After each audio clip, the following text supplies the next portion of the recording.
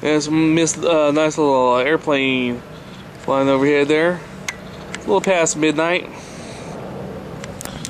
Saturday night here. Got my trusty little flashlight. Little full moon out here. Little full moon out there. Can't see it, but the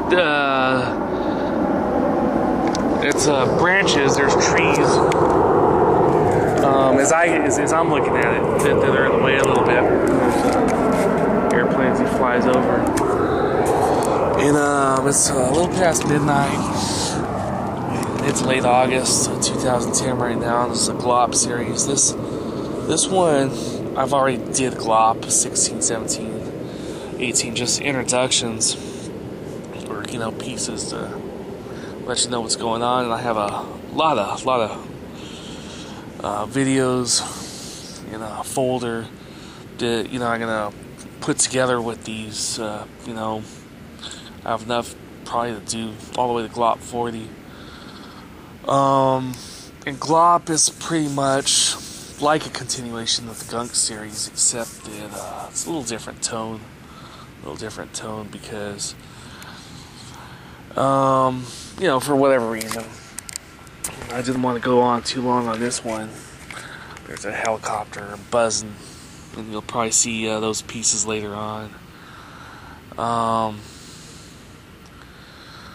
Alright, so this is Glop 16, and I already did the Glop 16. I just want to let you know that there's already 1 through 15 loaded, and what you're going to see in 16, 17, 18, 19, at least parts, for the introduction, or for when I'm over here saying it's those numbers, I lost track all the way through the mid to late 20s. Okay, so that's what's going to be going on is all, and maybe I'll get in there and start doing them. It's a Saturday night, and usually Sundays. Sundays have been my days for getting shit done on the computer, and I only have a couple of weeks left, less than a couple of weeks left. I want to pay an extra month if you watch the first couple of Glops, if you watch the Transition series. My 2-year contract expired. And I figured, okay, that's the end of it, right? Nope, not the end of it. I guess the contract was you pay for a minimum of 2 years for your home wireless internet service. Then it becomes a month-to-month thing. So I got a bill, and I figured, okay, man, oh well. I paid the bill, physically called the place, and so I had basically another month extension, which is this, this Glop thing where I figured, okay, I was going to end at 50 gunks.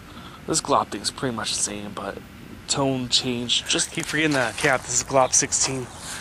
Glop 16.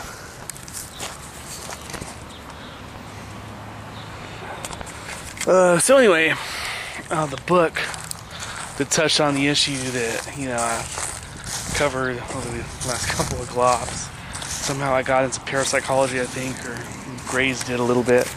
The idea, and hey man, after 50 gunks and 15 Glops, you're bound to go in the left field, or whatever the fuck the terminology is. Tommy Knockers, though. Pretty good book. I've read 17 Stephen King books. And in Tommy Knockers, what happens is there's a lady named Bobby. Bobby with an I, not with the Y. Bobby. Her real name's Roberta. Bobby Gardner. She goes jogging, and as she's jogging along, she comes across a piece of metal, not a rock, but a piece of metal. I think she trips over there, some fucking shit. Some piece of metal in the ground. They made a movie, Tom Knockers, by the way. I read the book way before. It's a better book than a movie. Piece of metal in the fucking ground.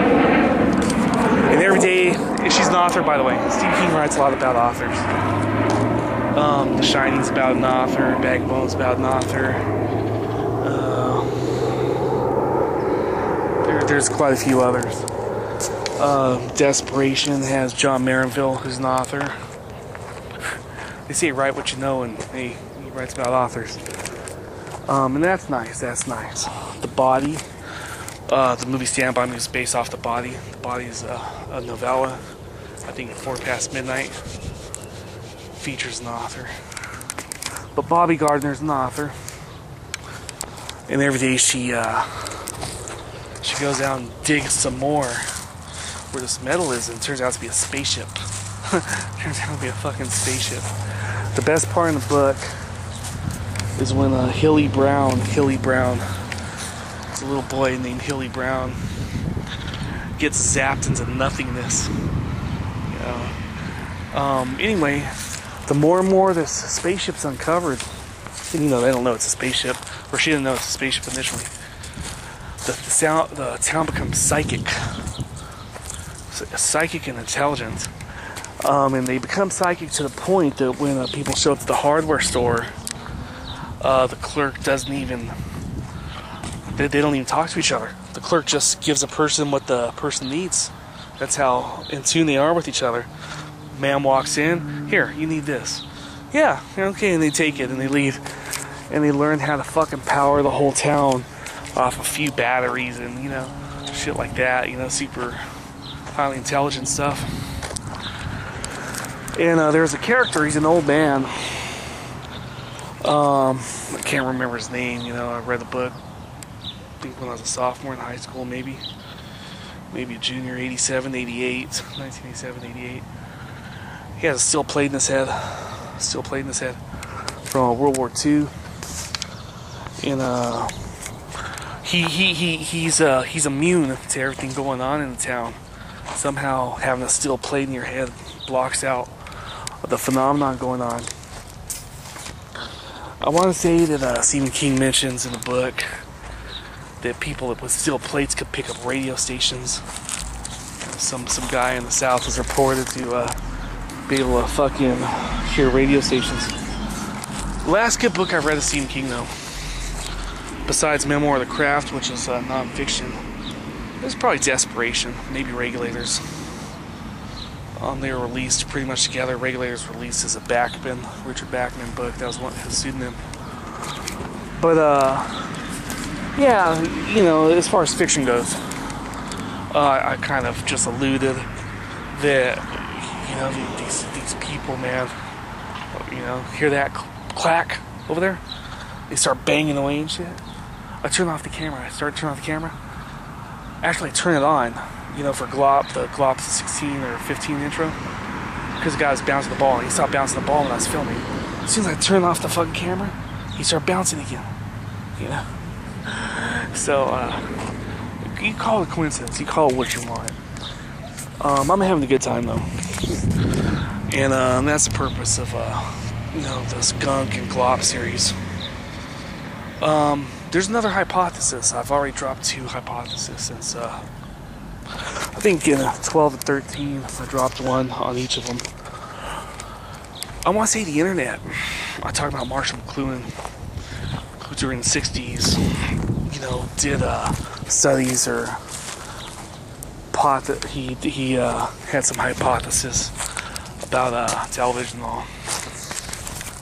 I want to say the internet has maybe allowed people to hone or verify a psychic phenomenon, or disprove it for that matter. People that thought they were psychic, you know, they're like, okay, man, I'm in New York right now looking at a card, and you know, you have chat rooms and everything, and this ease of talking to each other. When I was a kid, people used to scream at you for calling long distance, even to the next county, and all of a sudden you could chat to like 10 people at once. But I'd be interested to see some studies in parapsychology, you know, since the internet's been around as well. You know, just because it just seems with the cell phone too, it seems verifiable. Or maybe you know, so many people that think they are psychic, maybe have shit disproved, right? So this is another Glop, and maybe we finish this at 2025 or something. I'm not really sure. We'll see how it goes though. Plug in.